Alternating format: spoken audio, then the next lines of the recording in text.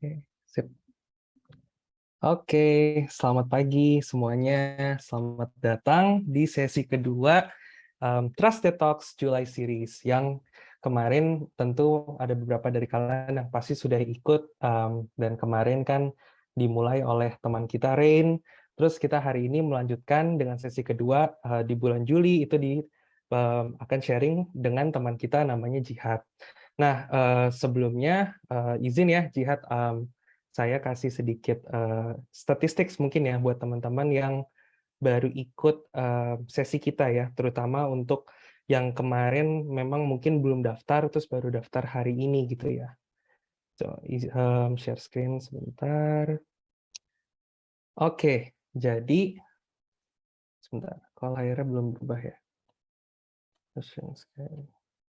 Oke, Oke, jadi sebelum kita mulai, teman-teman, izinkan saya berbagi sedikit nih tentang statistik dari komunitas debat kita di Universitas Trisakti. Tentunya kenapa kita juga harus sedikit sharing ya. Ini kan sebagai bukti rekapitulasi ya. Apa aja nih yang teman-teman debat Trisakti itu sudah capai sejauh ini gitu. Karena perlu teman-teman ketahui nih, kita kan debat itu baru mulai 2019 ya, sekitar bulan Mei gitu. Dan Trisakti Voices sendiri ini memang semuanya 100% itu diurus oleh kelompok mahasiswa sarjana gitu ya, S1 gitu. Nah, memang kita baru ngurusnya tuh sejak 2020. Nah, cuman brandingnya baru mulai sekitar Juli tahun 2021 tahun lalu gitu.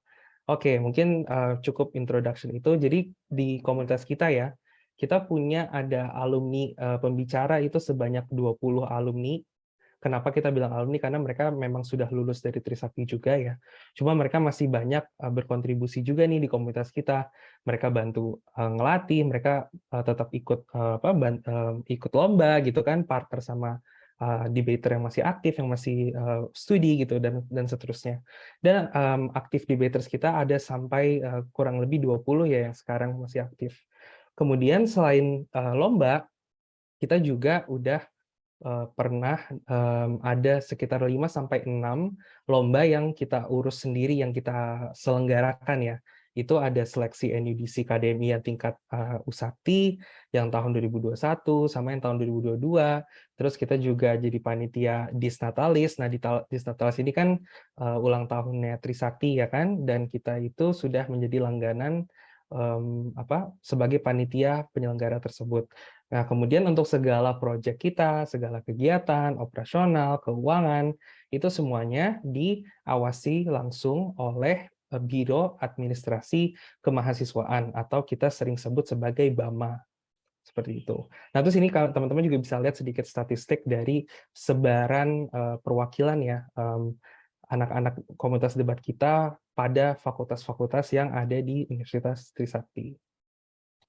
Terus lanjut ya teman-teman. Nah, ini foto generasi pertama nih. Ini foto generasi pertama waktu debat itu pertama kali diselenggarakan tahun 2019. Nah, berdasarkan statistik untuk NUDC atau debat bahasa Inggris ya, itu sudah ada sebanyak total ya 94 mahasiswa. Dan untuk Dies Natalis sendiri terhitung sejak 2019 juga itu sudah sebanyak 136 mahasiswa. Dan yang terakhir adalah KDMI, sampai hari ini sudah sebanyak 112 mahasiswa yang berpartisipasi. Ini adalah angka yang sangat-sangat menakjubkan, bukan? Ya kan? Nah, tentu ini bisa banget nih bikin kalian makin interested untuk turut serta bergabung dengan kita. Baik itu kalian bisa menitis mulai dari fakultas, atau kalian bisa langsung ikut open recruitment komunitas kita, Trisakti Voices, yang selalu dibuka setiap awal semester tahun ajaran baru gitu ya. Nah, terus kemudian ada sedikit track record nih perihal NUDC dan KDMI ya. Nah, kita tuh di wilayah sudah ikut sejak 2019, dan yang paling baru pencapaian kita adalah kita konsisten mempertahankan 4 besar ya di wilayah. Itu sejak 2021 dan tahun ini juga kita lanjut ke nasional. Tentu salah satu dari tujuan utama komunitas kita ingin ya salah satu atau salah dua atau salah beberapa mahasiswa kita itu bisa tembus jadi perwakilan Indonesia di tingkat dunia seperti itu. Nah, kemudian lanjut ya untuk bahasa Indonesia. Memang bahasa Indonesia itu kan ada sedikit perbedaan ya. Jadi kalian nanti kalau ikut komunitas kita, kalian akan memahami berbagai format atau jenis mekanisme debat ya kan. Ada ASEAN Parliamentary, ada British Parliamentary, ada Asian Australs, dan seterusnya. Nah, kalau untuk KDMI sendiri memang awalnya itu menggunakan format ASEAN Parliamentary. Namun dari kementerian ya, yang sebagai hierarki paling utama dalam penyelenggaraan lomba debat yang di ACC ya, menjadi lomba yang formal gitu ya, itu dirubah menjadi British Parliamentary ya sejak 2021 sampai sekarang. Nah, kemudian hebatnya lagi ya kan, kita sudah tampil ya di partai final, paling puncak final itu di lebih dari 5 kompetisi. Dan hebatnya lagi pembicara kita pada hari ini adalah orang yang tampil di final itu sebanyak 4 kali dan dia menjuarai juara 2 dan juara 3. Itu adalah saudara Jihad. Nah, kemudian untuk appearance atau penampilan kita pada lomba-lomba nasional dan wilayah ya, itu kita sudah tampil sebanyak lebih dari 30 kali. Dan kita juga sudah mendelegasikan lebih dari 46 tim, karena kan satu lomba kadang kita kirim 3 tim, kadang kita kirim 2 tim, kadang kita kirim 4 tim sama juri 1 atau 2 seperti itu. Jadi udah banyak banget perwakilan yang kita kirimkan. Nah, ini ada beberapa tokoh-tokoh yang sangat-sangat berforma dengan baik dan konsisten ya. Kita ada teman-teman kita, ada Rain, ada Anisha, ada Jihad sendiri yang hari ini akan sharing. Terus nanti ada Honesty akan isi Trusted yang bulan Agustus. Terus ada saya pribadi, terus ada paling kiri bawah itu ada Bukhari, kemudian ada Krisdayanti, ada Gilbert, Bully, ada Fiona, dan terakhir ada Abraham. Abraham itu yang MC kemarin ya. Jadi ini adalah tokoh-tokoh yang paling banyak kontribusinya in terms of lomba, jadi penyelenggara, menjuri, dan lain-lainnya. Nah, terus terakhir teman-teman nanti tentu bisa connect sama kita nih, bisa kenal lebih langsung sama kita, bisa cek Instagram kita, atau bisa cek situs kita di trisaktivoices.card, huruf R-nya ada 2. Oke, mungkin itu sekedar introduction ya, atau perkenalan singkat aja. Mungkin kita bisa langsung ya lanjut ke sesi utama kita untuk Mas Jihad. Jihad sudah hadir ya. Selamat pagi. Selamat pagi Mas Rafif. Iya, sehat ya Jihad, apa kabarnya? Alhamdulillah sehat dan semangat. Jihad mau dibantu PPT atau mau langsung share sendiri? Bebas, Oke, boleh dibantu dibantu atau boleh. Oke, boleh. Sebentar ya, izin share. Ini benar ya? ya sudah aku Oke, tunggu. Saya matiin suaranya dulu, play sound, biar nggak berisik. Oke, untuk Mas Jihad dipersilakan waktu dan tempat. Oke, halo teman-teman. Ini ada berapa orang totalnya? Ada 11 orang. Jadi saya perkenalan terlebih dahulu. Mungkin bisa next slide. Oke, mari lebih dekat dengan aku, biar kita semakin kenal ya. Maksudnya aku di sini nggak cuma jadi pemateri, aku di sini pengennya kalian ketika nanti aku menjelaskan, kalian ada pertanyaan dan lain sebagainya, kalian bisa langsung aja bilang, Bang, atau gimana. Ini kita jatuhnya lebih ke arah sharing session. Karena aku lebih pengen karena debat itu tuh sifatnya dinamis, nggak cuma statis ya. Nggak cuma kalian dengerin aku by teori, terus kalian bakal paham. Tapi kalian juga harus menanyakan, apa sih yang kalian needs? Karena debat itu nggak serta-merta pada akhirnya akan seperti itu aja, tapi debat itu dinamis. Jadi ya, mari kita saling sharing dan di Trust and ini tuh sebagai wadah kalian di awal. Jadi lebih dekat dengan aku. Di debat sendiri itu tuh biasanya ya, itu kan orang tuh terkena kayak terkenalnya kalau misalnya ketemu lawan yang susah itu pasti berpikiran bahwa oh ini lawannya susah, oh ini universitas powerhouse kayak UGM, Unpad, dan Undip, dan lain sebagainya. Tapi tenang aja, insya Allah tuh semua orang, kalau aku ya quotes-nya itu adalah musuhmu itu tuh makan nasi. Kamu jangan pernah takut hadapin siapapun di debat. Karena ya mereka tuh semua makan nasi, kepintaran mereka juga bakal sama, dan kamu juga bakal ngalahin itu. Dan bahkan salah satu fun fact-nya adalah aku tuh merupakan debaters yang cukup lumayan cepat ya. Maksudnya orang untuk menuju ke arah champion itu tuh butuh sekitar waktu 1 sampai 2 tahun. Waktu itu aku belajar itu cuman sekitar 6 bulan itu udah dapat juara ketiga dan juga dapat overall best speaker waktu itu di lomba pertama GCE yang GCE 10. Nah itu di situ tuh ya emang sih aku sedikit sharing juga, emang sih perjuangannya emang berat. Aku nggak cuman belajar di Trisakti Voices, tapi aku juga menambah ilmu sendiri. Bahkan aku tuh dulu hampir bisa dibilang nggak pernah tidur cuman buat bahas musik. Oke, perkenalan terlebih dahulu, nama aku Jensen Ramadan, aku alumni Ekonomi Pembangunan angkatan 2018 Universitas Trisakti.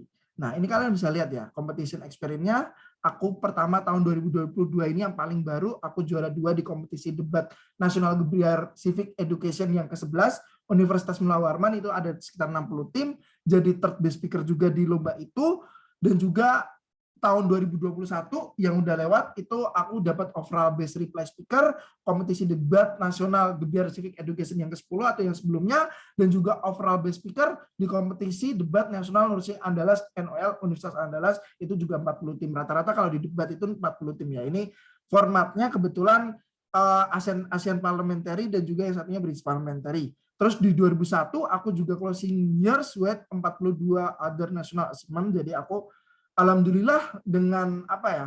Dengan ya kerja keras dan juga dukungan dari teman-teman TV ini juga itu tuh aku berhasil mengumpulkan kurang lebih 42 medali. Kemarin kan udah dibahas nih tentang cuan-cuan. Nah, itu pasti kalian ya bisa ngebayangin lah 42 medali itu berapa sih cuannya.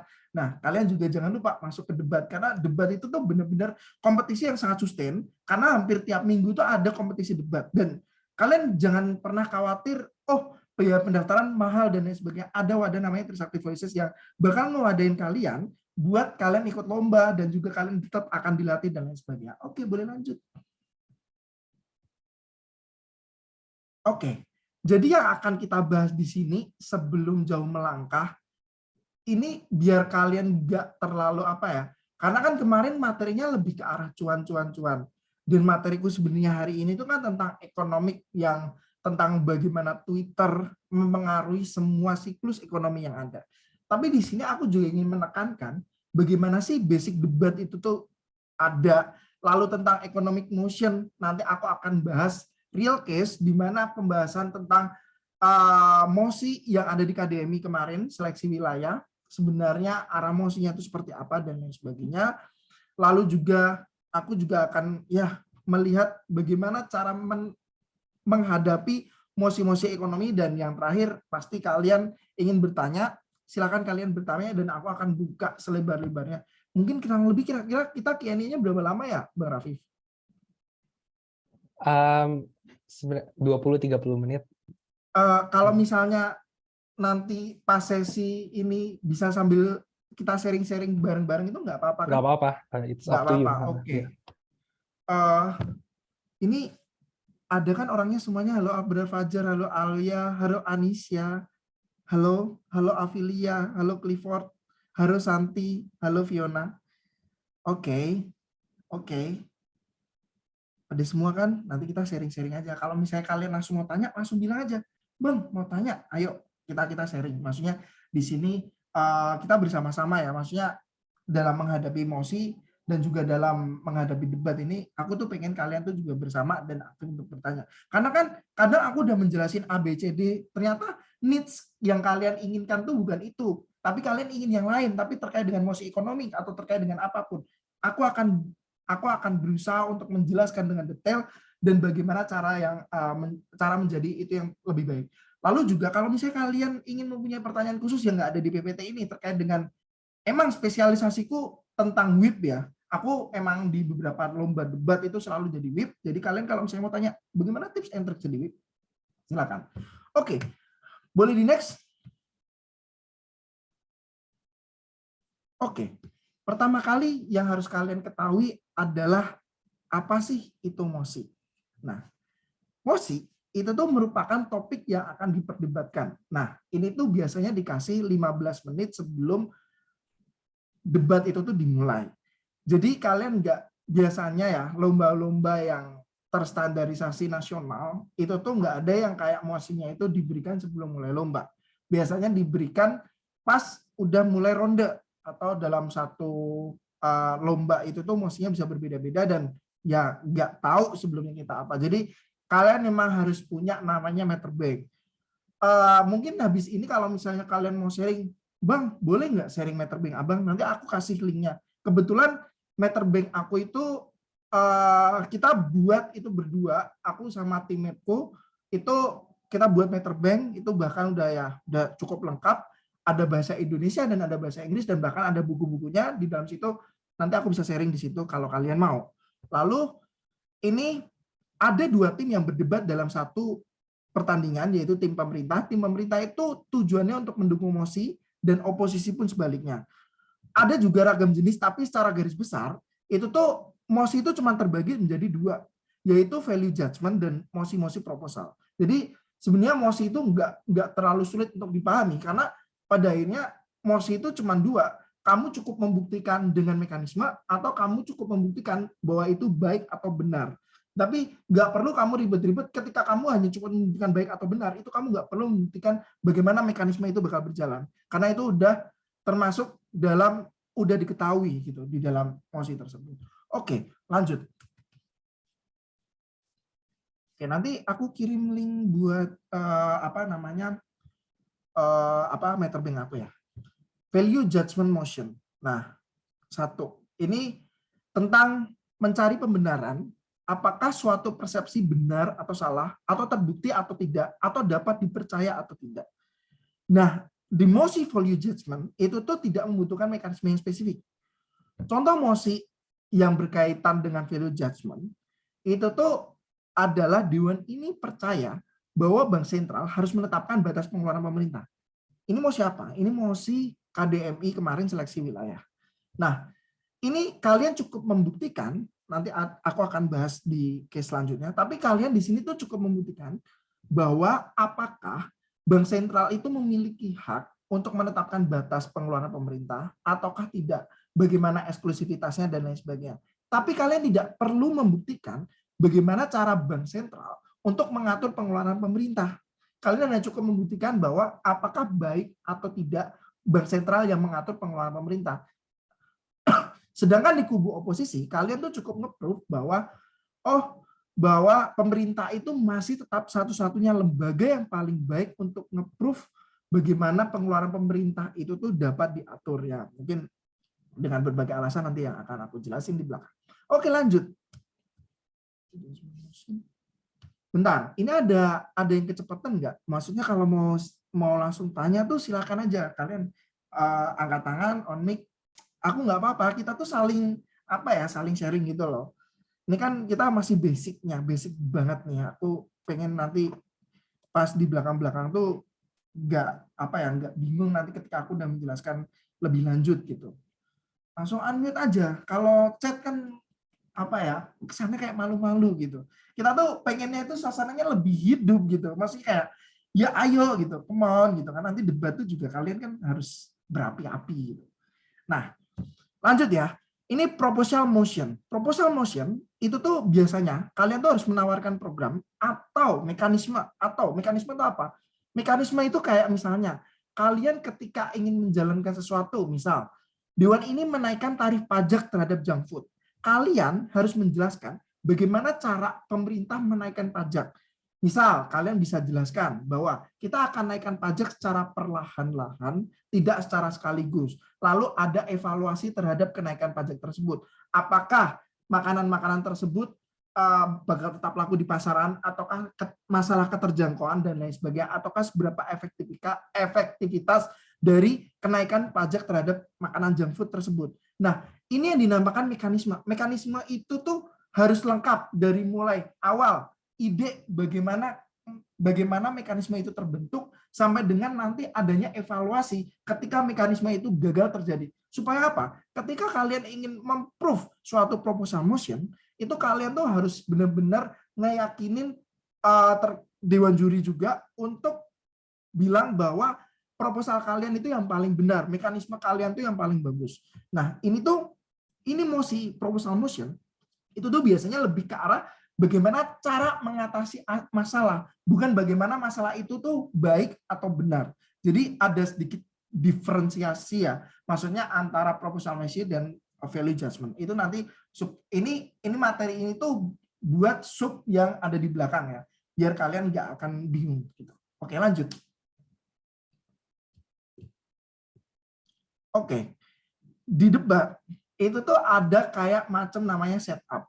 Nah, ada dua hal yang harus kalian lihat di debat. Itu ada apa dunia ideal yang diinginkan dan apa masalah pada status quo yang ingin kalian selesaikan. Misal, ini ada mosi yang sama. Dewan ini memilih pekerjaan bergaji rendah, namun passion dibanding pekerjaan yang bergaji tinggi, namun tidak sesuai dengan passion. Berarti kan kalian ingin melihat bahwa passion itu tuh dijadikan tolak ukur dalam memilih pekerjaan. Ketika misal jadi tim pemerintah atau tim oposisi. Nah, di tim pemerintah itu kita lihat masalah di status quo apa. Banyak yang tidak bahagia dan kurang menikmati pekerjaan. Itu kan ketika kalian melihat bahwa mosi ini itu harus memprove bagaimana orang itu akan memilih dengan bergaji tinggi kan, tapi tidak sesuai dengan passion. Nah, masalahnya apa yang harus kalian selesaikan? Masalah yang harus kalian jawab adalah banyak orang yang tidak bahagia dan menikmati pekerjaannya karena itu tidak sesuai dengan passion mereka. Nah, ini kalian tuh harus pertama kali yang kalian harus pikirkan adalah bagaimana cara mengatasi masalah tersebut. Karena kalau enggak, itu pasti akan jadi lubang apa ya? Lubang dari tim pemerintah yang paling dalam yang itu bakal diserang habis-habisan sama tim oposisi. Lalu kita lihat bagaimana tim oposisi punya lubang, tim oposisi di sini punya lubang itu bagaimana tentang kebutuhan manusia yang terus meningkat di era kapitalis. Era kapitalis itu apa, Bang? Era kapitalis itu ya era saat ini di mana orang-orang itu udah beralih ke model nggak cuman pada akhirnya itu butuh sesama, tapi butuh uang gitu. Jadi kalau dulu kan orang mungkin berpikiran bahwa oh ya udah aku gaji rendah nggak apa-apa. Kalau sekarang kan orang tuh gaji itu harus tinggi. Satu, emang kebutuhan dasar itu semakin meningkat. Lalu yang kedua, framing masyarakat.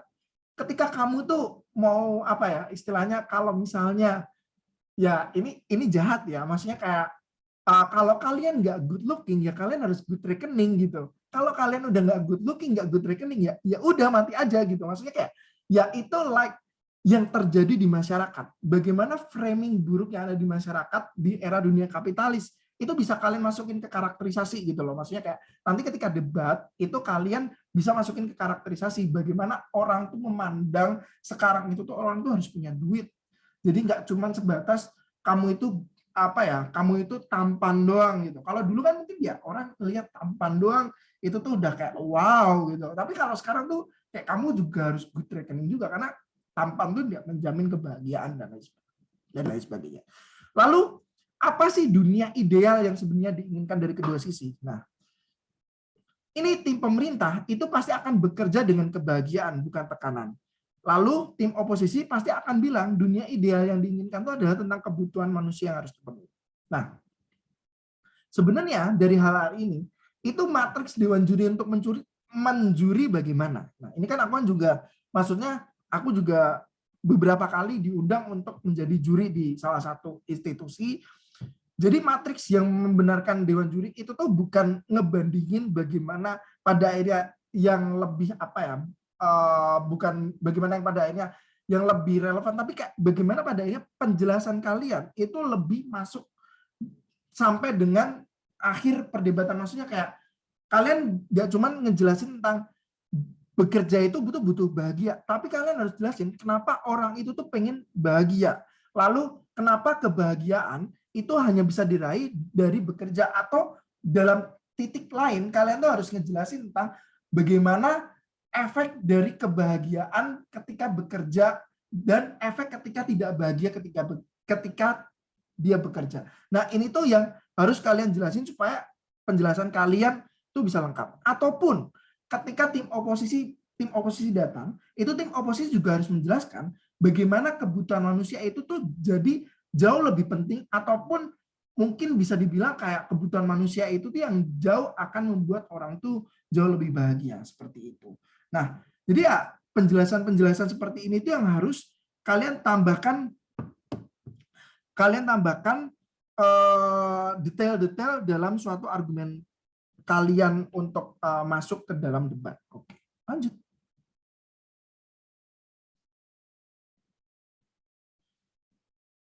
Oke. Nah, ini dengan mosi yang masih sama ya, Dewan ini memilih pekerjaan bergaji rendah namun passion dibanding pekerjaan yang bergaji tinggi. Ini juga masih, ini berkaitan dengan, ini udah pembahasan mosi juga ya, maksudnya ini kan juga mosi ekonomik ya, maksudnya kan bergaji rendah dan lain sebagainya dengan dihubungkan dengan passion. Saat ini kan emang permasalahannya seperti itu. Kalian bisa memiliki pendirian apa sih ketika menghadapi mosi seperti ini? Nah, satu, tim pemerintah itu tuh bisa memiliki stance, itu memilih untuk pekerjaan bergaji rendah demi passion. Ya, pekerjaan bergaji rendah demi passion. Jadi kalian tuh lebih memilih di mana apa sih namanya, keinginan kalian atau passion kalian itu tuh menjadi tolak ukur utama di mana kalian tuh memilih pekerjaan. Nah, itu tuh kalian harus bisa jelasin tentang pendirian itu. Bagaimana kalian memilih pendirian itu? Bagaimana kalian, jadi jangan pernah lari dari pendirian. Misal kalian memilih, oke, saya akan bergaji rendah demi passion. Tapi nanti kalian di akhir itu bilang kalau, oh ya udah, nggak apa-apa. Kami juga kadang suka memikirkan gaji yang tinggi juga kok. Oh, nggak boleh seperti itu. Kalian tetap harus dari awal itu tuh bikin hard stand, di mana kalian tuh akan tetap memilih gaji berapapun, walaupun rendah, tapi sesuai dengan passion kayak gitu. Jadi kayak kalian tuh jangan pernah namanya half stand di akhir gitu. Ataupun ketika oposisi bilang bahwa ya dia akan selalu memilih gaji tinggi walaupun pada akhirnya tidak sesuai dengan passion kayak gitu. Jadi jangan pernah sampai kayak bilang nanti di akhir, misal nanti tim pro udah bilang kayak oh passion itu tuh penting loh gini karena butuh kebahagiaan dan lain sebagainya. Nah, kalian itu tuh harus ngejawab burden di mana kalian bisa ngejawab burdennya dengan bilang bahwa kebahagiaan itu ditentukan dengan kebutuhan yang terpenuhi, bukan passion yang terpenuhi. Karena apa sih namanya? Karena kebutuhan itu tuh jauh berlipat ganda itu setiap hari.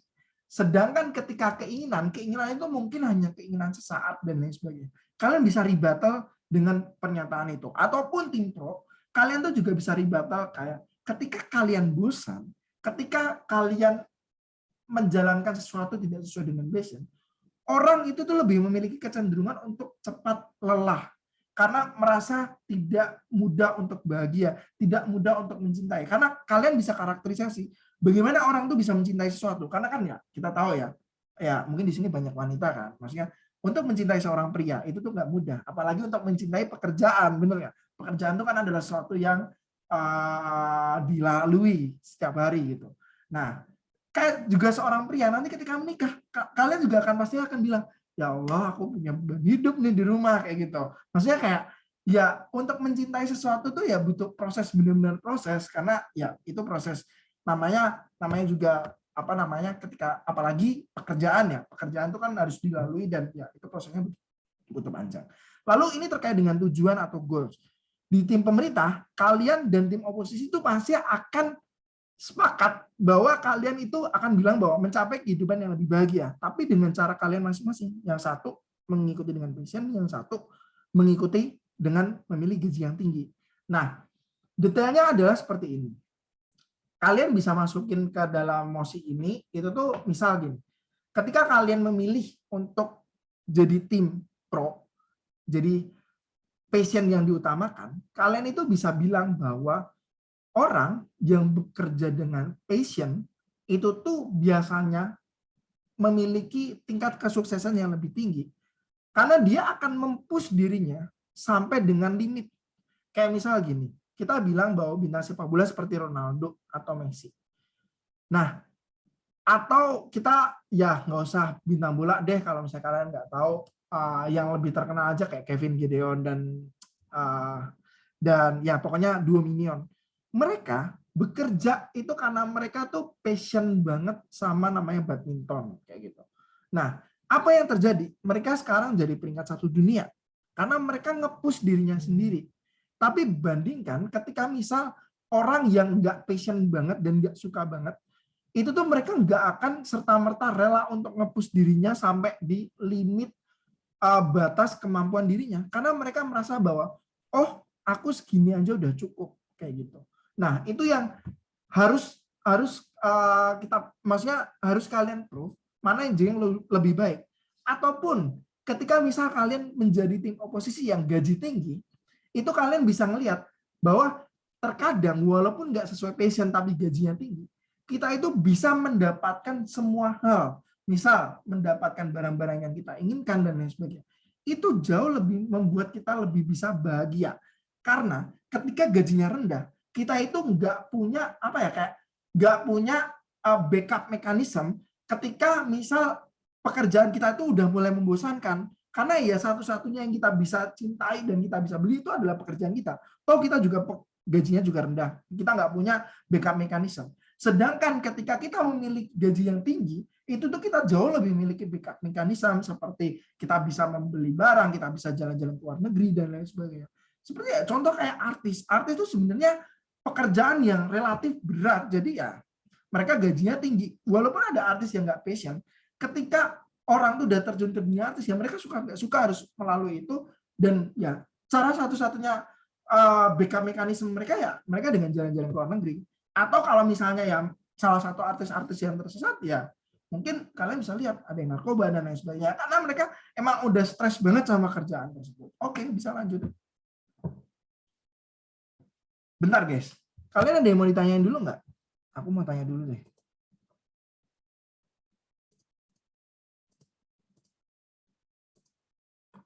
Guys, are you here? Ada kayak mau ditanyain terlebih dahulu nih sebelum lanjut? Cara framing di setup yang baik seperti apa? Oke, framing nanti habis slide ini ya, Anisha. Oke. Jadi gini, mungkin aku akan jawab dulu ya sebelum masuk ke mekanisme. Nanti walaupun aku akan jawab bagaimana cara framing, tapi aku jawab dulu. Gini, framing itu tuh sebenarnya tuh cukup simpel. Kamu itu cukup ngebuktiin bagaimana kamu itu tuh yang paling benar. Misal tadi di Mosi yang tadi ya, yang Dewan ini memiliki pekerjaan rendah namun passion dibanding pekerjaan yang bergaji tinggi namun tidak sesuai passion. Nah, kamu bisa nge-framing bahwa orang-orang itu tuh kebahagiaan itu tuh kalau misalnya jadi tim pro, kebahagiaan itu tuh harus diukur dari kegiatan yang terus berulang setiap hari. Kebahagiaan itu nggak serta-merta soal uang, karena ketika uang itu tuh dia bisa membuat bahagia, uang itu tuh kadang sifatnya nggak sustain, dan ketika dia udah memiliki semuanya, itu tuh dia akan bosan pada semuanya. Sedangkan ketika dia passion pada suatu pekerjaan, dia itu akan jauh memiliki kebahagiaan yang lebih, karena dia melakukan aktivitas yang berulang dengan aktivitas yang dia sukai, seperti pekerjaan dia, seperti itu. Itu contoh cara framing yang baik, karena itu udah maksudnya gini, itu udah bakal ngebantah tim oposisi bilang bahwa nanti kebahagiaan itu bisa diraih dari uang. Nah, itu tuh yang kamu harus buktiin di situ. Kamu juga harus bisa tambahin contoh. Contohnya gini, misal orang itu ketika udah memilih sesuatu tapi gajinya tinggi, banyak loh orang yang akhirnya putus asa, banyak loh yang akhirnya orang kayak artis-artis itu juga bunuh diri kayak gitu yang tadi yang aku bilang. Ya karena mereka cuma mementingkan gaji tinggi mereka, tapi mereka tidak memiliki passion yang tinggi terhadap itu. Tapi kita bandingkan dengan orang yang memiliki passion, misal kayak main olahraga itu juga gajinya tinggi, maksudnya ya gajinya nggak terlalu tinggi ya kalau buat olahraga Indonesia. Tapi mereka kan nge-push diri mereka harus latihan tiap pagi, mereka harus lari dan lain sebagainya. Perjuangan mereka tuh sungguh-sungguh kuat. Tapi ya karena mereka passion terhadap itu, ya mereka akan senang dan mereka akan hadapin itu sampai ya mungkin usia-usia tua dan lain sebagainya. Oke, udah cukup Anisha? Apa kamu ada ditanyain lagi? Ngomong dong Anisha, ayo dong ngomong. Masa nggak ngomong nih? Nah, oke, mari masuk ke ini mekanisme. Di sini ada contoh mosi. Dewan ini akan menjatuhkan hukuman terhadap klub sepak bola yang didukung oleh supporter fanatik dan anarkis. Ini contoh mosi ya. Contoh mosi yang ada mekanismenya. Biasanya mosi yang ada mekanismenya itu ada kata-kata Dewan ini akan. Itu pasti adalah mosi yang mekanisme. Ini mekanisme itu tuh cara yang bisa membantu tercapainya tujuan yang diinginkan dan dibutuhkan saat mosi proposal. Nah, ini adalah contoh mekanisme. Jadi pemerintah pasti akan menawarkan model-model yang memberikan hukuman denda berupa uang senilai X misalnya kepada klub sepak bola yang didukung oleh supporter fanatik dan anarkis. Nah, kalian itu sebelum masuk ke sini ke supporter klub anarkis, kalian juga harus jelasin bagaimana supporter fanatik dan anarkis ini itu yang kalian kategorikan termasuk kalian denda gitu. Ataukah semua kalian pukul rata ataukah enggak. Terus kalian juga harus jelasin bagaimana alur-alur yang diberikan konsekuensi terhadap klub itu sendiri. Ataukah misal gini, kamu misal ketika kamu tahu-tahu kebukti kamu punya supporter yang anarkis, kamu akan dihukum terus-terusan sampai kamu kehilangan supporter semuanya. Ataukah kamu akan evaluasi secara bertahap. Nah, ini tuh harus detail ketika kalian menjelaskan suatu mekanisme. Atau yang ketiga, beri penjelasan kenapa mekanisme tersebut itu ideal. Atau ya pada akhirnya bisa dikembangkan di argumen. Jadi kalian itu nggak perlu pada akhirnya mekanisme itu tuh misal cuman per kata per baris gitu. Maksudnya one liner itu apa ya? Kayak mekanisme itu tuh nggak serta merta dia itu tuh cuman satu penjelasan doang. Habis ini. Tapi kalian tuh bisa jadi masukin ke dalam argumen. Misal gini. Oke, saya akan memiliki mekanisme untuk menjatuhkan hukuman. Pertama, saya akan jelaskan terlebih dahulu hukumannya akan seperti apa. Satu, hukuman yang akan diperoleh dari klub bola ini adalah hukuman berupa denda, sanksi, dan juga pemberhentian supporter tersebut untuk mendukung klub tersebut pada acara selanjutnya. Ketika misal dia terbukti anarkis di lomba selanjutnya, di lomba sebelumnya, sorry. Nah, saya akan memberikan mekanisme juga terkait dengan bagaimana evaluasi ini itu akan tetap terjadi karena pada akhirnya klub itu tuh membutuhkan uang dari supporter ini untuk dia mendukung. Tapi bagaimana cara mekanisme ini tuh lebih efektif? Karena ketika klub itu dihukum, dia akan memiliki lebih tendensi untuk aware memperingatkan supporternya. Karena tanpa kita sadari, karakterisasi klub itu tuh pasti akan berkoordinasi sama supporter. Jarang ada klub yang benar-benar kayak sendiri-sendiri, supporternya jalan sendiri, terus klubnya juga jalan sendiri. Bahkan sekelas kayak klub-klub Indonesia kayak PSS Sleman or apa ya Persija lah ya yang kita kenal di sini, Persija Jakarta, itu petinggi-petinggi klubnya itu tuh pasti akan kenal sama petinggi-petinggi supporternya supaya apa? Supaya ada koordinasi di situ. Nah, itu tuh akan ngebantu kalian menjelaskan mekanisme karena mekanisme itu tuh biasanya ada di tim pemerintah. Kalau tim oposisi itu ya dia biasanya tidak terlalu memikirkan mekanisme. Tapi ketika misal oposisi itu memberikan mekanisme, ini bisa juga kalian tuh bilang bahwa dewan ini tuh menjatuhkan hukuman kan. Kalian bisa bilang ini apa namanya? Ketika tim oposisi kalau di mosi ini kalian akan bilang bahwa oh tidak boleh memberikan hukuman atau hukuman tersebut tidak penting ataupun hukuman tersebut itu tidak bakal efektif. Nah, tapi kalian juga bisa bawa tentang bagaimana klub supporter tersebut tuh tidak cuma dihukum. Karena kan dihukum kalau misalnya di mekanisme itu kan hukuman itu kan sifatnya apa ya? Sifatnya hanya sementara dan tidak menetap gitu. Maksudnya kayak ya ada kemungkinan klub tersebut itu tuh tetap bakal berjalan. Tapi kalian bisa memberikan mekanisme tandingan ketika terbukti supporternya anarkis, klub tersebut akan dibubarkan dan dilenyapkan. Itu bukan hukuman, tapi itu adalah mekanisme baru yang itu bertentangan dengan maksudnya bertentangan dengan tim pemerintah kayak gitu. Jadi kayak ya it's some like different kayak gitu loh. Nah, itu kalian bisa pilih mana yang menurut kalian itu strategi yang paling efektif untuk itu. Karena kalau kalian ingin sebagai tim oposisi ingin memberikan mekanisme ulang, justru kalian tuh akan lebih berat karena ya tadi spend more time lebih banyak, kalian harus nge-rebuttal, kalian juga harus bikin mekanisme ulang. Kalau aku biasanya nyaraninnya untuk ya kalian akan stance di mana mekanisme tim pemerintah itu tuh tidak berjalan dengan efektif ataukah ada cara lain yang jauh lebih baik, misal mediasi dan lain sebagainya. Oke, lanjut. Nah, ini tuh karakterisasi. Karakterisasi itu sebenarnya mirip banget sama framing. Bedanya apa? Bedanya hampir nggak ada. Karena karakterisasi itu tuh biasanya kita menjelaskan bagaimana bagaimana sesuatu itu tuh dapat terjadi. Misal kamu bilang karakterisasi masyarakat. Masyarakat itu tuh cenderung atau karakterisasi pemerintah deh. Karakterisasi pemerintah cenderung profit oriented, atau pemerintah cenderung dia itu akan lebih memilih untuk untuk memframing dirinya sendiri bahwa dia tuh baik, karena dia juga ingin mempertahankan suara-suara yang ada di masyarakat untuk terpilih di berikutnya, kecuali minyak dia udah nggak akan terpilih di berikutnya. Nah, itu tuh yang kalian bisa karakterisasi. Framing tuh juga seperti itu. Framing tuh juga kalian juga bisa bilang bahwa pemerintah itu profit oriented dan lain sebagainya. Cuman beda tipisnya framing sama karakterisasi itu adalah dimana ketika kalian nge-framing, kalian tuh harus ngejelasin kenapa pada akhirnya pemerintah akan selalu melakukan seperti itu. Atau dalam artian lain, framing itu tuh ditambahin sedikit likelihood. Kenapa karakterisasi kalian itu jauh lebih fly dibanding karakterisasi yang lainnya.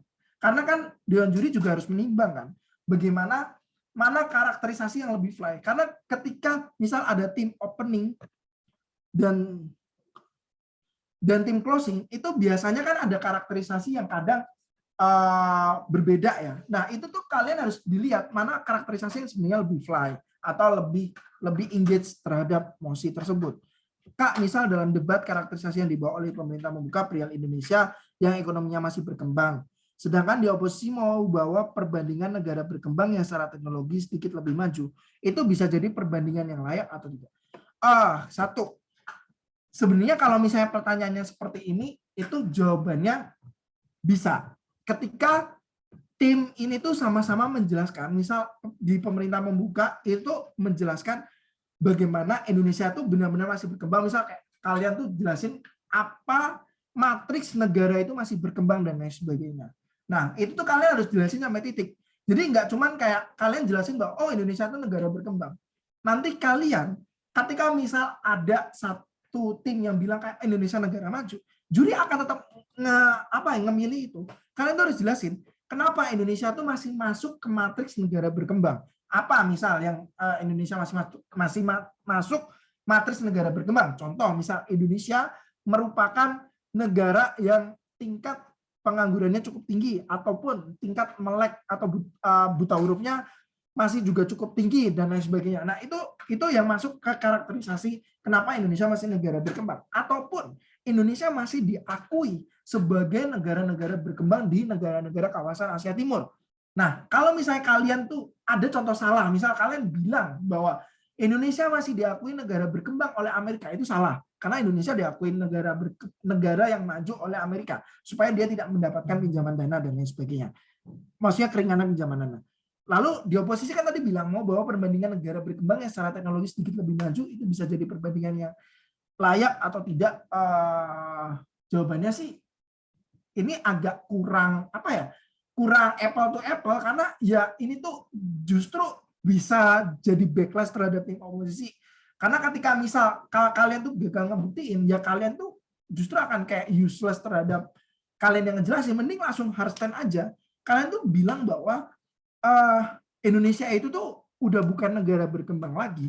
Karena ketika berdebat masalah Indonesia negara berkembang, sebenarnya Indonesia itu yang mengakui negara berkembang kan cuma tinggal Asia Timur doang. Sedangkan negara-negara kayak Amerika dan Europe tuh sekarang udah mulai mengakui bahwa Indonesia itu negara maju. Ya, walaupun karakterisasi yang diberikan oleh Amerika dan Europe itu merupakan negara yang jahat, ya maksudnya kayak karakterisasinya cukup jahat. Mereka bilang kalau misalnya ya supaya Indonesia tidak mendapatkan keringanan pinjaman, tapi itu jadi bisa lebih istilahnya bisa memframing bahwa Indonesia tuh udah masuk kategori maju loh, kayak gitu. Nah, terus Kak, bagaimana kalau misal dalam lomba kita udah banyak prepare tapi keluar mosi berat meter yang kita samsek nggak paham. Cara kita tetap ada kans menang gimana? Mosi berat, mosi ekonomi, nanti aku jelasin. Apa sih dasar paling mendasar dalam mosi ekonomi? Kayak apa sih yang selalu bakal terjadi berulang gitu. Nah, kalau menurutku kans buat kalian menang di meter-meter berat kayak misal meter IR dan lain sebagainya itu adalah tentang kamu tuh harus melihat bagaimana ketika kondisi real yang ada. Misal kamu tuh ngelihat bahwa mostly tentang black matter aja, black matter tentang kulit hitam gitu. Pelecehan kulit hitam bagaimana akan terjadi dan lain sebagainya. Nah, itu tuh kalian tuh harus jelas harus paham minimal tuh basicnya tentang bagaimana kulit hitam itu didiskriminasi misal di Amerika, ataupun kulit hitam itu tidak diakui misal di kayak negara-negara Eropa. Nggak cuma negara Eropa, maksudnya nggak semua negara Eropa, tapi kayak negara-negara model kayak Prancis dan lain sebagainya, kayak mereka strict banget terhadap orang kulit putih dan mereka benci banget terhadap orang kulit hitam kayak gitu. Jadi kayak kalian tuh bener-bener minimal banget tuh harus paham basicnya. Ketika misalnya nggak paham basicnya pun, kalian ya udah, maksudnya kalau aku sih bilang kayak ya udah kira-kira aja lah, maksudnya. Tapi aku nggak pernah nyaranin buat kalian browsing, karena gini, sebenarnya kalian itu harus benar-benar persiapan di awal kayak meter-meter tentang ekonomi dan lain sebagainya, karena ya semua hal debat itu sifatnya dinamis, nggak cuman kayak kamu belajar hari ini besok bakal keluar, atau kamu belajar tentang besoknya lagi tuh bakal keluar materi tentang yang kamu pelajari hari ini, bisa jadi materi-materi lalu kayak gitu. Jadi kayak debat tuh ini, jadi kalian tuh harus punya meter bank yang sangat lengkap. Lalu Dewan ini memilih pekerjaan bergaji rendah namun passion dibandingkan pekerjaan bergaji tinggi namun tidak sesuai dengan passion. Nah, ini kan pertanyaan di karakterisasi, itu apa itu passion dan bagaimana kaitannya dengan seseorang. Apa itu gaji rendah dan apa saja standar dan gaji yang bisa dikategorikan gaji rendah. Nah, ini tuh kalian harus karakterisasi sesuai dengan yang ada di emosi yang tadi aku jelasin juga. Dan beberapa hal lainnya yang dirasa cukup penting. Misal kalian bisa jelasin tentang bagaimana seorang bergaji tinggi ataupun seorang bergaji tinggi itu tuh harus melalui step by step kayak gitu loh ya. Jadi kayak ya mungkin ini cuma sekedar reward dan lain sebagainya. Nah, itu yang kalian harus karakterisasi lebih jauh lagi. Oke, ada pertanyaan lagi nggak? Tolong dong on mic dong, jadi kita bisa diskusi dong. Kan nggak enak ya kalau lewat chat gitu kan. Iya nggak sih? Oh ya, nih Clifford. Halo, ya. Gimana Clifford? Kak Jihad, ini saya mau bertanya nih. Ya, Misalkan debat dalam sesuai bidang kajian ini ekonomi kan. Nah, kalau misalkan saya yang bukan orang ekonomi nih mau berdebat dan Kak Jihad itu yang ahli ekonomi, apakah kita yang bukan bagian bidang ekonomi itu bisa menang gitu? sebenarnya ini pertanyaan yang sangat basic ya. Maksudnya kayak gini. Pertanyaan ini cukup bagus. Tapi menurutku ini jawabannya adalah sebenarnya bisa, semua hal itu bisa menang. Caranya gimana? Caranya ya, satu, perbanyak meter. Yang kedua, kalian harus lebih tahu apa sih dasar ilmu tersebut. Karena ya kalau dibilang, aku itu tuh bukan orang international relation. Tapi di satu lomba itu aku bisa ngalahin orang yang bahkan udah international relation dan udah tingkat dunia juga. Ya aku nggak perlu sebut lah. Tapi ya kayak itu bisa terjadi kayak gitu. Jadi nggak cuman sekedar apa ya istilahnya impian aja, tapi bisa banget. Karena mosi debat itu tuh rata-rata tuh lebih bersifat umum, kecuali kalian ikut debatnya debat yang spesifik ya. Misal debat ekonomi, debat IR kayak gitu. Ketika kalian main ke debat ASEAN Parliamentary ataupun British Parliamentary, rata-rata mosinya tuh bersifat umum dan bisa di-reach oleh semua orang, nggak cuman kayak sebatas orang-orang tertentu. Dan ketika pun mosinya tuh benar-benar susah, kalian tuh pasti akan dibantu dengan adanya konteks slide. Jadi baca perlahan-lahan konteks slide dan coba pahami. Dan ketika pun kalian benar-benar nggak ngerti konteksnya bagaimana, kalian tuh langsung tanya aja ketika misal motion release, itu kalian langsung tanya, Kak, boleh bertanya ini maksud mosi ini gimana ya Kak? Nah, itu akan coba buat dijelasin oleh dewan juri supaya kalian tuh mengerti mosi tersebut. Nah, itu mungkin itu Clifford. Ada lagi yang mau ditanyain? Paham, Kak. Ya. Makasih, Kak. Oke, lanjut.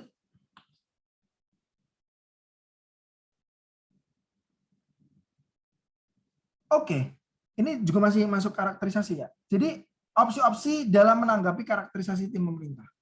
Ketika jadi tim oposisi ya, ini satu, menerima dan langsung memperdebatkan. Maksudnya kayak nggak perlu lagi untuk apa sih namanya, didebatkan karena mungkin itu karakterisasi menguntungkan di dua belah pihak. Menerima tapi ingin mengklarifikasi sebagian poin yang dianggap masih belum jelas. Ini juga biasanya juga terjadi, maksudnya kayak nggak serta-merta kayak karakterisasi yang tadi misal kayak bergaji tinggi itu seperti apa dan lain sebagainya, itu tuh bisa dijelasin karena ya waktu dan lain sebagainya. Nah, ada poin-poin yang belum jelas bisa kalian tambahkan di tim oposisi ataupun menentang dan membawa karakterisasi baru yang dianggap lebih tepat.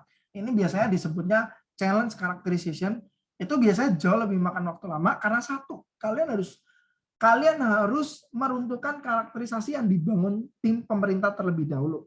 Caranya dengan apa? Ya kalian rebuttal terlebih dahulu, terus kalian buktikan bahwa karakterisasi tersebut itu salah. Misal, tadi dibilang bahwa, oh, orang-orang dengan pekerjaan dengan passion, karena dia tuh melakukan pekerjaan berulang dan dia senang, dia akan jauh lebih bahagia. Nah, kalian dari tim oposisi kan kalian harus rebuttal itu. Kalian harus rebuttal dengan bilang satu, kebahagiaan orang itu bukan cuman sekedar dia itu bisa melakukan pekerjaan ulang yang dia senang, tapi kebahagiaan orang itu juga terlebih pada kebahagiaan ketika dia bisa menikmati segala hal yang mungkin dimiliki oleh orang lain. Karena pada dasarnya orang itu tuh memiliki sifat yang tidak pernah puas, tidak pernah cukup dan lain sebagainya. Kamu bisa karakterisasi tersebut. Di dunia saat ini itu orang cenderung memikirkan bagaimana dia itu bisa bersenang-senang dengan selebih-lebihnya dan ya mengikuti kemauan nafsu-nafsunya dan lain sebagainya kayak gitu. Nah, itu yang harus kalian tambahkan di situ dulu. Lalu baru kalian masuk ke karakterisasi kalian. Karakterisasi kalian yang bisa kalian bilang adalah ya kebahagiaan itu matriksnya adalah dari orang tersebut untuk merasakan sesuatu hal bahwa hidupnya itu berguna, hidupnya itu menyenangkan. Nah, itu yang disebut kayak bahagia. Nah, itu tuh challenge. Nah, challenge ini tuh terjadi ketika apa? Ada 3 hal. Satu, twisting. Yang kedua, scrolling. Itu biasanya ngawur ya. Atau yang ketiga tuh permasalahan dalam setup waktu dan tempat. Nah, ini nanti aku akan jelasin di slide berikutnya. Oke, lanjut aja. Nah, satu, ini tentang turistik ya. Turistik itu tuh benar secara alami atau sudah jelas kebenarannya yang ada di status quo sehingga tidak mungkin diperdebatkan. Misal Dewan ini akan melegalkan narkotika. Lalu turistiknya itu adalah bahwa karakterisasi narkotika di sini sebagai golongan 2 dan 3 yang notabene sudah sudah legal pada akhirnya. Nah, yang harus kalian bawa karakterisasi narkotika di sini itu ya golongan-golongan 1 yang belum legal. Karena kalau misalnya kalian bawa 2, 3 ya otomatis yang akan menang justru tim pemerintah gitu. Tim oposisinya nggak bakal menang karena ya mengilegalkan sesuatu yang udah legal gitu loh. Jadi kayak ini harus di challenge karakterisasinya. Lalu scrolling itu biasanya itu ada 3 hal. Satu, tidak memiliki hubungan yang logis dengan mosi, bahkan terlalu aneh. Misal, Dewan ini melegalkan pernikahan gay. Tapi ketika kalian bilang bahwa gay itu didefinisikan bahwa itu merupakan teman baik, nah itu tuh adalah karakterisasi yang ngawur. Misal kayak kalian bilang bahwa oh orang-orang gay itu tuh bukan orang yang memiliki hubungan khusus loh, mereka cuma teman baik. Ya berarti kalau misalnya aku temenan sama Rafif dianggap gay gitu. Itu kan suatu karakterisasi yang ngawur, benar kan Mas Rafif? Kayak gitu.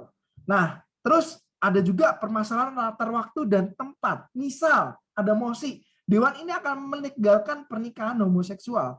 Nah, ketika ada masalah tempat, itu misal di Amerika Serikat.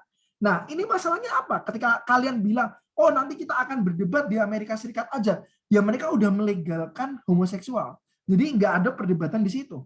Kalian harus main ke negara-negara misal seperti Indonesia atau negara-negara seperti India dan lain sebagainya yang kayak negara-negara masih lebih strict terhadap aturan-aturan tentang gay dan lain sebagainya. Ataupun masalah waktu. Misal, ketika dilegalkan di Indonesia ketika misal Ahok menjadi presiden di tahun 2024. Karena kan kayak ini gak mungkin terjadi dan lain sebagainya gitu loh. Jadi kayak, ya ini tuh karakterisasi ini tuh yang kalian tuh perlu lawan. Karena ya permasalahan waktu dan tempat ini tuh kadang suka bikin apa ya, bikin justru kalau kalian nggak aware, kalian tuh akan dianggap oleh Dewan Juri, kalian tuh tidak responsibility terhadap satu argumen ini yang bahkan bisa nge-miss argumen kalian yang besar. Oke, lanjut. Nah, ini kita masuk ke basic economic. Yang tadi aku udah janjikan dari awal. Basic economic itu cuma ada 6 yang kalian harus tahu.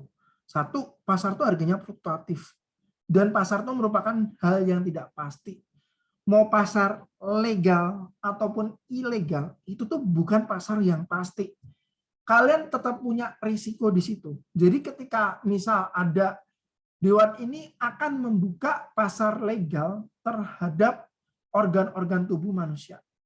Nah, kalian tuh bisa memperdebatkan di mana pasar legal itu tuh adalah suatu hal yang tidak pasti. Di mana kita lihat bahwa orang ketika masuk ke pasar legal itu tuh cenderung akan mengikuti harga pasar. Nah, itu yang berat karena kan organ tubuh itu kan sifatnya itu kan adalah penting ya, dan juga barang yang istilahnya apa ya, eksklusif gitu, nggak semua orang kadang memilikinya. Ketika dia mengikuti harga pasar, itu terkadang harga pasar itu tuh lebih rendah daripada nilai yang dia inginkan ketika itu ada pasar legalnya.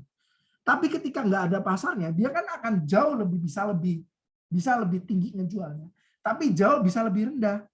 Karena ketika jauh bisa lebih rendah, orang-orang itu kan cenderung akan membeli dengan lebih cepat. Misal dia butuh uang, dia akan mau jual ginjal dan lain sebagainya, ya itu kan urusan dia dan lain sebagainya. Ataupun dua, ekonomi negara itu juga sangat bergantung pada kestabilan politik. Sebenarnya ekonomi negara itu tuh nggak bergantung 100% pada kepintaran dari pemerintahnya mengelolanya, tapi lebih ke arah kestabilan politik. Karena ketika stabil politiknya, tidak banyak gejolak dan lain sebagainya, ekonomi di negara tersebut itu pasti akan stabil. Jadi ketika kalian misal berdebat tentang negara-negara yang sedang konflik internal, konflik saudara dan lain sebagainya, itu pasti ekonominya yang itu nggak akan stabil. Jadi kalau misalnya Dewan ini akan menyelamatkan Afrika Selatan yang ada konflik saudara, itu tuh yang kalian harus pikirkan itu adalah menyelamatkan ekonominya terlebih dahulu. Ataupun tiga, ketika misal kalian bilang bahwa Dewan ini percaya bahwa hutang itu merupakan solusi dari pembangunan Indonesia. Nah, basic ekonomi, hutang itu tuh bukan solusi jangka panjang. Karena ketika kita bilang hutang itu tuh kita harus membayar bunga dan lain sebagainya. Itu tuh bukan solusi jangka panjang. Dan juga pembangunan itu tuh nggak selamanya itu pada akhirnya tuh berhasil. Pembangunan itu tuh hanya kira-kira itu bakal berhasil di kemudian hari. Nggak ada jaminan bahwa ketika misal Indonesia itu sekarang membangun tol dan lain sebagainya, itu di kemudian hari itu bakal terpakai. Apalagi kalau misal nih Indonesia membangun tol, tapi misal minyak tuh berhenti operasi. Padahal Indonesia bahan bakarnya kan masih tergantung minyak, mobil listrik masih mahal. Apa coba mobil listrik yang murah, kan hampir nggak ada. Mobil listrik rata-rata 500 jutaan. Padahal mobil bensin ya 100 juta aja itu udah dapat. Bahkan kayak kalau misalnya sejelek-jeleknya 50-20 juta mobil-mobil kuno pun juga masih dapat dan itu masih boleh jalan kayak gitu istilahnya. Jadi kayak hutang itu bukan solusi jangka panjang karena dia itu tuh tidak menjamin bahwa ketika dia berhutang itu tuh pembangunan akan tetap terjadi, ataupun ketika dia berhutang itu tuh akan tetap ada dana yang tersedia untuk membayar tersebut. Atau 4, rakyat kelas bawah itu tuh tidak hanya membutuhkan subsidi tapi membutuhkan pendidikan. Ini tuh mosi-mosi yang mostly biasanya keluar ya. Maksudnya aku bilang basic ekonomi yang mostly yang biasa keluar, kalian harus pahami ini, maksudnya basicnya banget. Karena ketika kalian bilang bahwa memberikan subsidi itu tuh penting dan lain sebagainya, itu tuh enggak, karena sebenarnya permasalahan kompleks di rakyat kelas bawah itu adalah cara mengelola uang. Karena gimana pun kalau kita bilang ya kita kasih duit misalnya 100 juta ke rakyat kelas bawah, oke, mungkin ada beberapa orang yang bisa mengelola itu dengan baik, tapi kan banyak orang ketika rakyat kelas bawah itu duitnya 100 juta itu belum tentu dia bisa mengelolanya dengan baik. Justru malah duit itu jadi useless, malah tersebut duit itu tidak jadi dikembangkan sebagai usaha, mungkin bisa untuk senang-senang dan lain sebagainya. Contoh nyatanya apa? Contoh nyatanya dulu pas pembangunan tol yang ada di Jawa Timur. Kalian tahu kan yang satu kampung itu pada beli Innova, Pajero semua. Ini apa? Setelah itu, yang mereka hidup jadi lebih susah. Karena apa ya? Uang yang diberikan mereka terlalu banyak, mereka buat senang-senang, tidak berikan buat investasi, tapi mereka lupa beli rumah lagi dan lain sebagainya. Ya efeknya apa? Efeknya dijangka di mana rakyat tersebut tuh nggak akan mengalami kehidupan yang berbahagia kemudian hari. Jadi rakyat kelas bawah itu solusinya itu bukan cuma hanya subsidi tapi juga pendidikan. Jadi ketika kalian bikin mosi mekanisme, kalian tuh juga harus tambahkan tentang pendidikan, pengelolaan uang dan lain sebagainya. Terus yang kelima, ini yang paling sering banget dikatakan oleh debaters, negara atau pemerintah itu tuh merupakan aktor yang profit oriented. Itu kalian harus ingat-ingat. Karena kita nggak bisa bilang pemerintah itu tuh baik, karena pemerintah itu pasti akan cari cuan buat ya satu buat biaya politik di partai politiknya, buat nutupin biaya politik selama kampanye dan lain sebagainya. Dan ya pemerintah itu pasti akan memikirkan cuan. Ketika misal dia itu tuh baik, ya dia itu cuma ingin mempertahankan suara-suaranya di masyarakat gitu. Ataupun 6, negara juga harus memikirkan ketika menaikkan sesuatu yang akan menguntungkan dari segi pajak, tapi akan merugikan dari segi masyarakat, yang ujung-ujungnya berdampak pada ketidakmampuan masyarakat. Maksudnya gimana? Pada satu kebijakan itu tuh pasti ada sisi tumpul dan ada sisi worst case dan ada sisi best case kayak gitu. Nah, kalian tuh harus selalu mikirkan, misal kalian ingin menaikkan pajak A, kalian tuh harus mikirkan dampak yang terjadi ketika pajak itu dinaikkan. Mungkin harga tersebut akan naik. Harga tersebut akan naik apa? Barang turunannya itu juga harganya akan naik. Nah, itu yang kalian harus pikirkan ketika misal kalian itu tuh benar-benar ingin mengprove kenaikan pajak ataupun mosi-mosi yang baru-baru ini misal kayak Dewan ini akan memberikan pajak terhadap kripto dan lain sebagainya. Satu, apakah hal tersebut efektif atau enggak? Kalian tuh harus bisa jelasin dan lain sebagainya. Oke, lanjut. Ini udah lebih dari 1 jam. Nah, tips and tricksnya ada 4 sebenarnya. 1, pertama ketika kalian menghadapi emosi ekonomi itu jangan pernah panik. Take it easy, simple karena ya kembali ke basic ekonomi yang tadi aku jelasin itu ada. Lalu 2, ekonomi itu hanya berbicara satu hal sebenarnya. Ekonomi itu hanya membahas keseimbangan antara permintaan dan penawaran. Dia itu nggak pernah ngebahas hal lain-lain. Misal keseimbangan pemerintah aja, dia akan membahas tentang bagaimana keseimbangan permintaan yang ada di masyarakat dan penawaran yang ada di produsen. Itu nggak akan pernah jauh-jauh itu. Jadi ketika kalian melihat bahwa pemerintah, ya pasti kalian akan melihat masyarakat dan juga produsennya itu kayak ya stakeholder yang ada. Ataupun ketika kalian bilang ekonomi terkait dengan kestabilan ekonomi, ya kalian akan melihat bahwa masyarakat dan negara tersebut bagaimana. Dan juga ini, tidak ada yang benar-benar padanya seimbang. Nah ini fact banget ya. Nggak ada namanya di perjanjian maupun perjanjian MOU ataupun perjanjian apapun itu nggak ada yang benar-benar seimbang. Karena pada akhirnya, perbandingan yang paling benar itu adalah 49 dibanding 51%. Karena misal ini ya, ada kakak beradik, ibunya cuma punya uang 100.000. Otomatis ibunya kalau misalnya adil itu pasti bilang, ya udah kakak 50, adik 50. Misal buat uang jajan ya. Tapi kan hal itu nggak adil. Kakaknya mungkin dia udah SMA dan di SMA itu jauh lebih mahal jajanannya. Sedangkan adiknya 50.000 itu di SD itu mungkin jajanannya jauh lebih murah dibanding kakaknya yang ada di SMA. Itu akan membuktikan bahwa ini tuh jadi nggak adil. Jadi tetap ada 4951. Apalagi kayak MOU ya. MOU itu ya misal pihak satu mungkin merasa diuntungkan, tapi pihak bawahnya mungkin juga bisa merasa dirugikan dan lain sebagainya. Jadi kayak nggak ada pada akhirnya di sistem ekonomi itu yang benar-benar 50-50. Hampir nggak ada. Lalu yang terakhir itu semua bank sentral pada dasarnya itu juga sama. Satu, bank pada dasarnya sama, tidak mau rugi, profit oriented seperti negara, dan hanya memikirkan kepentingan negaranya sendiri. Itu bank sentral.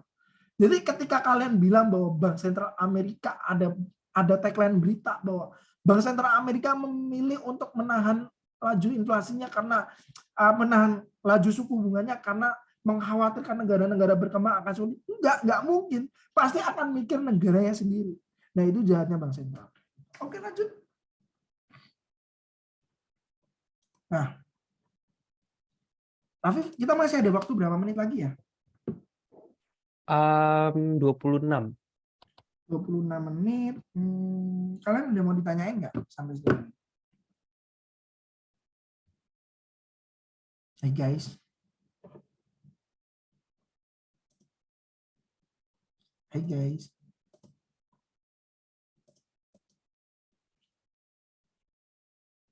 soalnya interview sama Q&A. Oke, aku dikit lagi aja. Bentar. Oh, dikit lagi aja. Oke, ini aja mungkin ya. Jadi ini adalah mosi yang ada di seleksi KDMI tingkat wilayah. Di beban pembuktian pro, itu kalian harus membuktikan bahwa eksklusivitas bank sentral. Yang kedua, membuktikan selama ini pemerintah itu nggak bisa gagal mengelola uang. Ataupun ketika kalian jadi tim kontra, itu satu, membuktikan bahwa pemerintah satu-satunya lembaga yang berkesinambungan untuk mengatur pengeluaran yang bukan pada bagian bank sentral, atau dua, membuktikan bahwa bank sentral akan mengurangi kemampuan eksplorasi pemerintah. Nah, ini kan mosinya kan kemarin adalah Dewan ini percaya bahwa bank sentral harus menetapkan batas pengeluaran pemerintah. Kalian tuh sebagai tim pro kan kemarin, maksudnya kayak dalam KDMI seleksi wilayah kalian kayak gitu. Nah, aku juga case building, mungkin lanjut hasil case building aku juga ini tim pro. Lanjut ke jawaban Raffi. Oke, lanjut.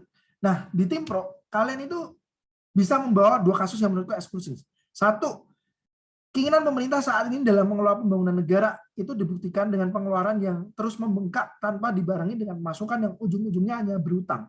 Karena hutang yang sangat mempengaruhi nilai tukar mata uang lokal ke mata asing, memberatkan tugas bank sentral dalam mengatur hal tersebut.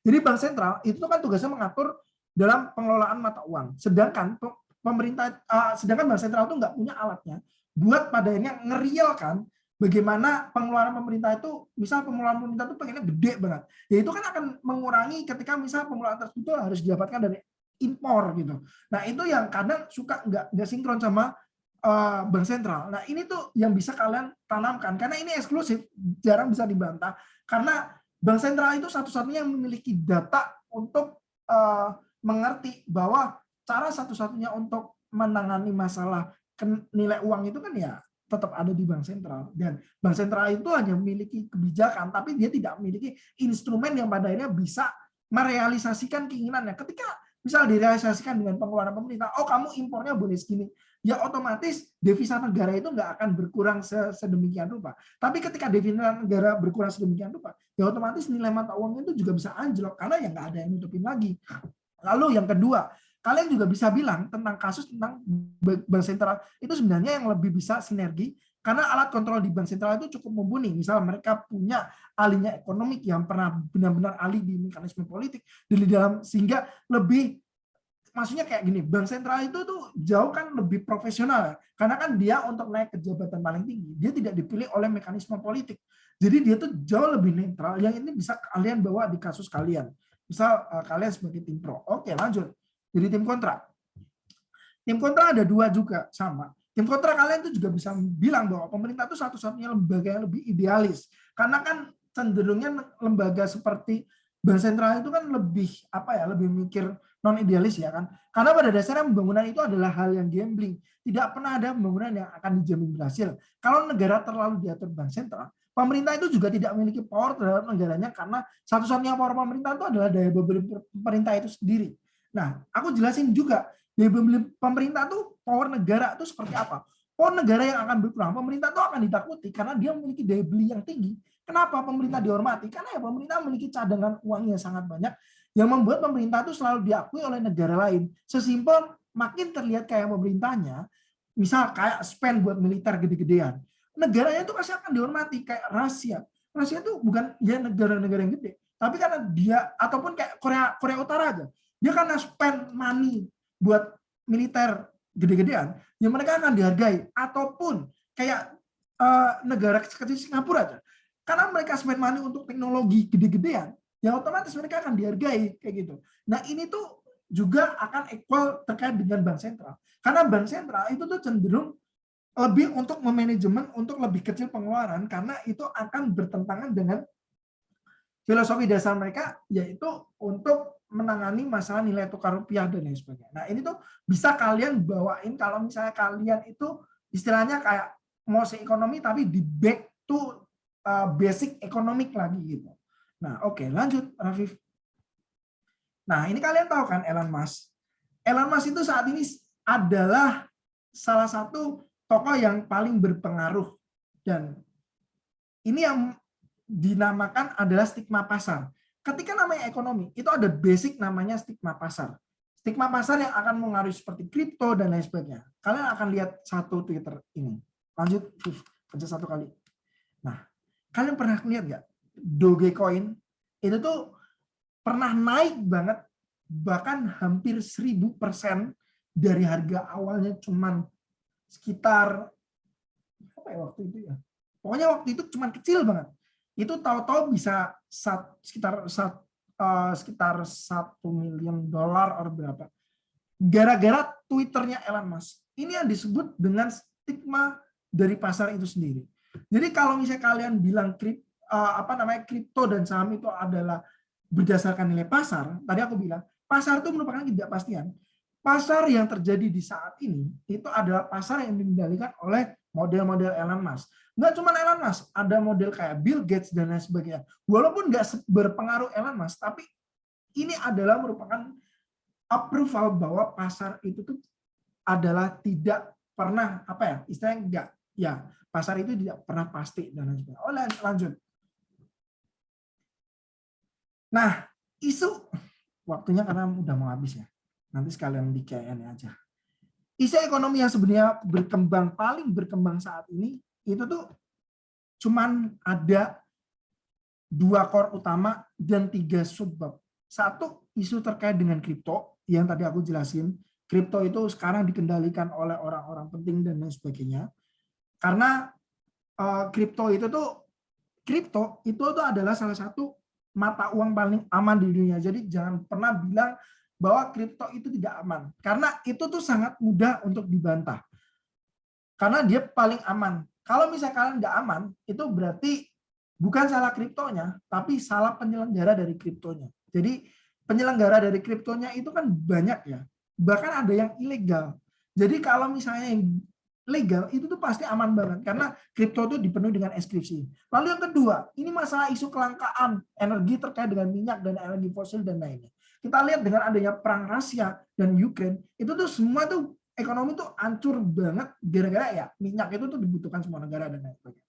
Oke, ada 3 subbab tentang ini, isu tentang lingkungan dan ekonomi yang kayak plastik harganya lebih murah daripada kertas, yang kayak paper bag itu tuh sebenarnya tuh jauh lebih mahal daripada plastik, walaupun plastik tuh zero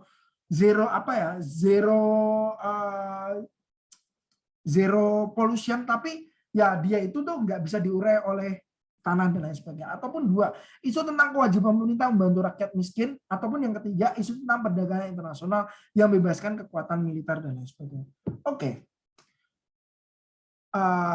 Lanjut, dan ini adalah slide terakhir. Aku bilang terima kasih. Ayo mari kita diskusi sama-sama. Halo, kita ngobrol.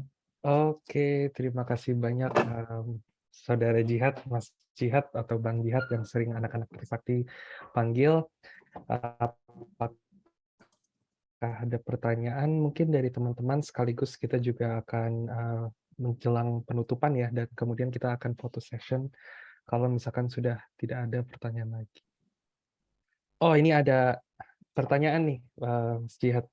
Bagaimana strategi case building dan membagi tugas antara teammate agar penyampaian argumen menjadi optimal? Oke, terima kasih Anisha, pertanyaannya bagus banget ya. Bagaimana strategi case building? Strategi case building yang pertama itu kalau aku yang lakuin adalah 0 sampai 5 menit itu adalah diem aja, nggak perlu ngomong satu sama lain, kalian pikir saling teammate itu tuh pikir gimana sih cara nyelesain emosi ini. Jangan pernah 5 menit awal tuh jangan pernah kayak kalian diskusi apa-apa. Setelah 5 menit, 10 menit berikutnya itu kalian baru diskusi.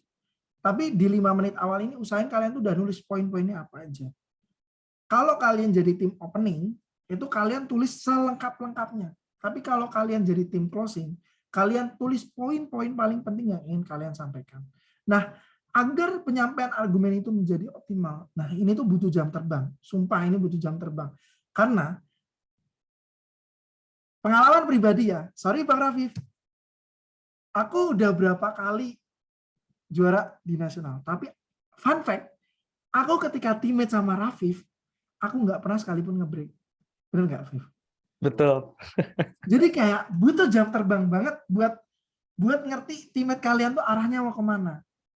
Jadi ini bukan apa ya, menurutku solusinya itu adalah kalian tuh harus punya keakraban yang benar-benar akrab. Bahkan ketika aku udah akrab pun kadang aku juga nggak nyambung sama Rafif pun juga nggak nyambung sama aku. Jadi kayak ya ini tuh benar-benar susah gitu. Kalau misalnya ingin di reach benar-benar, kalian harus butuh benar-benar keakraban. Karena ya tadi keakraban itu tuh sangat penting. Jam terbang bareng, benar banget itu jam terbang bareng. Kak, apa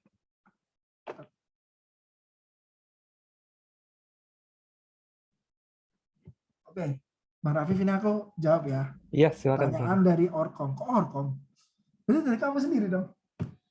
Kak, apa kesan dan pesan kakak untuk calon debaters angkatan-angkatan baru? Pesannya cuma satu sih. Debat tuh butuh latihan effort yang sangat tinggi. Aku nggak bilang cuma tinggi, tapi sangat tinggi. Karena ketika kalian ingin menjadi juara nasional, aku nggak cuma bilang nge-break ya.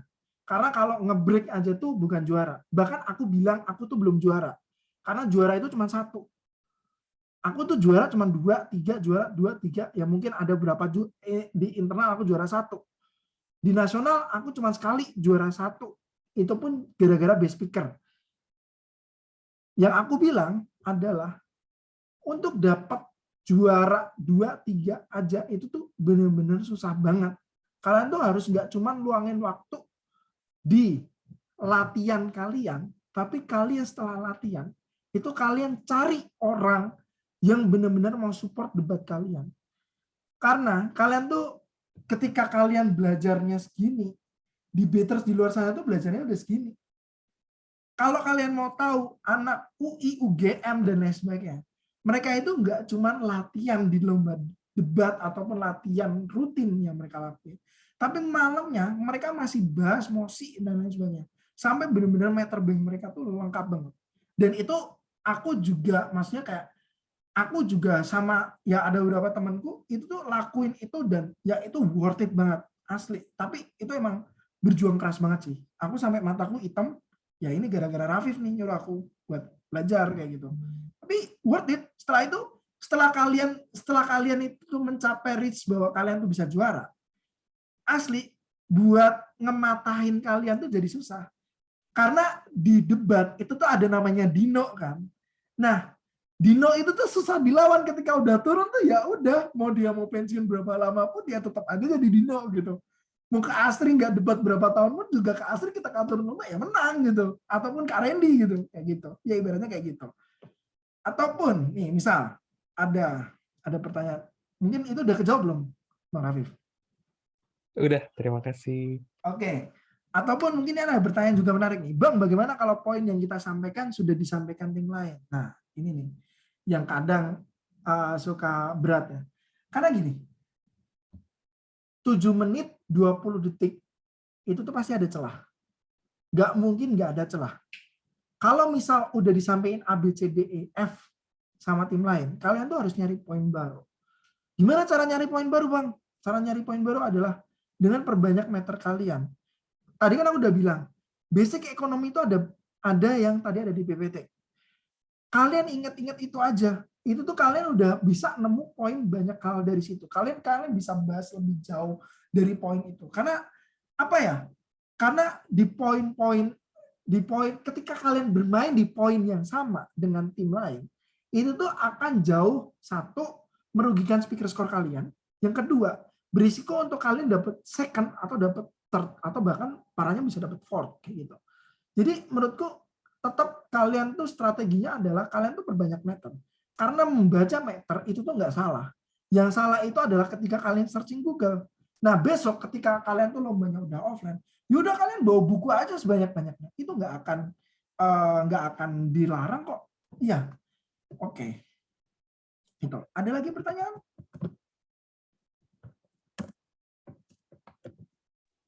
Mungkin kita terima satu pertanyaan terakhir kali ya. Kemudian kita bisa lanjut ke foto bersama, terus kita tutup acaranya.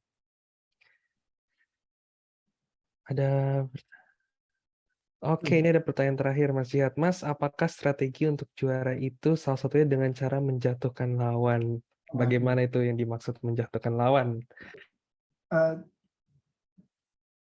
coba ini Mbak Prita Kemalia ya, menjatuhkan lawan tuh maksudnya gimana ya? Sampai akhirnya tanpa sengaja gitu. Oh iya. Bagus sih pertanyaannya. Gini. Pertama, aku minta maaf terlebih dahulu kalau misalnya kalian pernah jadi lawanku karena aku adalah orang yang paling hobi equity ya. Nah, equity itu apa? Equity itu adalah pelanggaran peraturan di mana aku nggak santun, aku menyerang secara personali. Misal aku kayak bilang, aku kecewa sama argumen kamu 7 menit 20 detik, speech kamu tidak berguna dan lain sebagainya. Nah, gitu. Itu aku sering banget kayak gitu. Apa strategi juara? Salah satunya dengan cara selain menjatuhkan lawan. Bisa jadi debater santun. Kemarin di lomba GCE 11 itu aku benar-benar jadi debater santun. Kak Astri nonton. Kak Astri juga kaget aku bisa jadi debater santun. Dimana yang penting tuh isi materi kamu aja. Kayak sebenarnya nggak perlu jadi kayak menjatuhkan lawan. Karena aku dulu berprinsip bahwa debat itu tuh buat kesenangan aku. Ya udah aku ngungkapin emosi aku ya di debat gitu. Nah itu yang sebenarnya salah. Dan ya di GCE kemarin, yang GCE 11 kemarin yang aku juara 2 itu aku udah buktiin bahwa jihad itu bisa satu kompetisi nggak equity samsek kayak gitu. Karena apa ya? Karena yang penting tuh isi di dalam debat itu tuh mau seperti apa gitu. Itu yang harus kalian lebihin dan ya aku tuh tahu kayak gitu. Karena aku tuh pernah di satu kompetisi itu bahkan aku tuh equity sampai grand final. Gimana nggak dewan jurinya tuh stres. Jadi kayak ronde 1 aku kena equity, ronde 2 kena equity, ronde 3 kena equity. Oh ya nggak kena equity itu cuma okto final doang. Karena ya emosinya lebih santun sih. Aku quarter kena equity. Sampai di grand final pun akhirnya dewan jurinya tuh sampai nggak manggil aku lagi. Karena ya dilaporin tapi ya udah gitu loh. Kayak ya udah gitu kayak oh my god gitu kan kena equity terus kayak capek gitu. Tapi ya udah gitu. Karena ya emang aku sering sih, emang aku kesalahannya itu emang sering kayak bilang bahwa aku kecewa dengan speech ini, aku kecewa dengan ini, kayak gitu. Kak, berarti kalau di final kena equity itu kayak Miss World salah dipakein mahkota bukan? Bukan. Tapi kayak lebih ke arah salah kayak Miss World, tapi pas lagi nerangin pidato tuh dia menyinggung gitu, menyinggung orang lain ya kayak gitulah. Karena sampai final tetap dilanjutkan. Kalau equity itu nggak apa-apa ya, nggak apa-apa. Nggak apa-apa, equity itu nggak apa-apa. Equity selama kalian nggak bilang kata-kata yang kasar ya kayak goblok, tolol gitu, nggak apa-apa.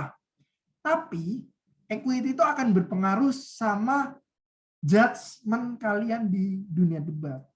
Karena ya emang ada ya masa miswat jalannya ngangkang, astagfirullahaladzim, manusia.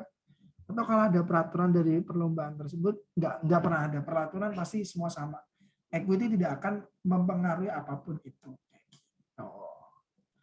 Oke, ada lagi pertanyaan yang mungkin sedikit lebih Baik, mungkin izin Jihad, mungkin kita ya. bisa lanjut ke foto bersama ya. Bisa kita lihat wajah Paras yang manis-manis dan tampan-tampan yang mungkin ada lagi di jalan tol.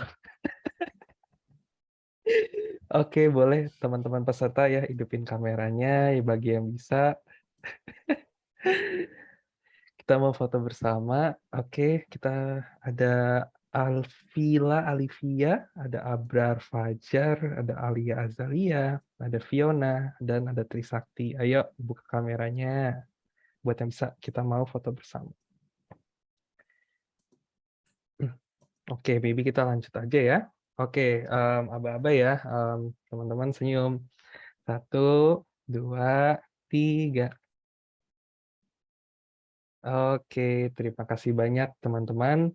Baiklah, itu menutup rangkaian acara kita dan juga menutup seri bulan Juli. Yeay, kita tepuk tangan semuanya. Terima kasih banyak Jihad udah mau meluangkan waktu.